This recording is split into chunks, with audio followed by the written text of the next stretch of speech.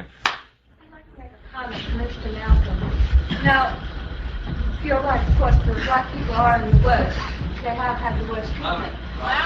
But isn't it also possible that if the white people, the poor people, the people down in my neighborhood, the white people, those that don't work, those that are on welfare, those that have nothing, and they got together too, and you help us, we'll help you. You help us get up there. You help us get rid of some of these people that are pressing down on us. No, I say you should be just as active in your neighborhood as you have been in our neighborhood. Right. Is that possible? All right, we get our neighborhood so hot. Everybody's going for something. We alone, there are too few of us. There are too many men up there with all their cop cars and everything. That's what they're always telling you. Never let your enemy tell you how many of you there are. Never let the man that you're against form your opinions. This is the trick that's played on everyone who's oppressed. The first thing, an occupation, when you have a revolution in the country, the first thing you take over is the radio. And then you start telling the people, everybody, the war is over. And so all of them surrender. No, they believe that thing right there. And once they take that over, they start telling you where you are and where they are, and you fall right in line. It's plain thought control. The majority of the American people aren't segregationists. That the majority of the American people aren't imperialists.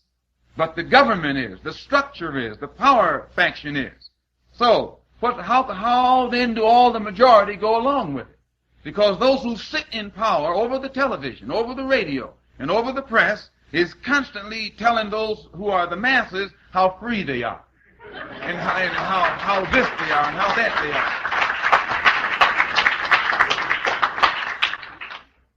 So a mistake is made on your part when you think that white people suffer the same as black people. Or as many Jews will say, well, we're a minority too. Or the Irish will say, well, we used to be a minority. No one's a minority like we are.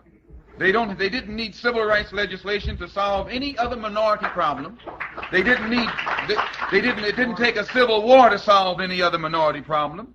It didn't take Supreme Court decisions to solve any other minority problem or legislation. It takes none of that that action to solve the minority problems of these other people. The only real minority in America is the Afro-American. Now, when white people, who are oppressed and poor, supposedly, but the poorest white person can go where the richest black person can't go.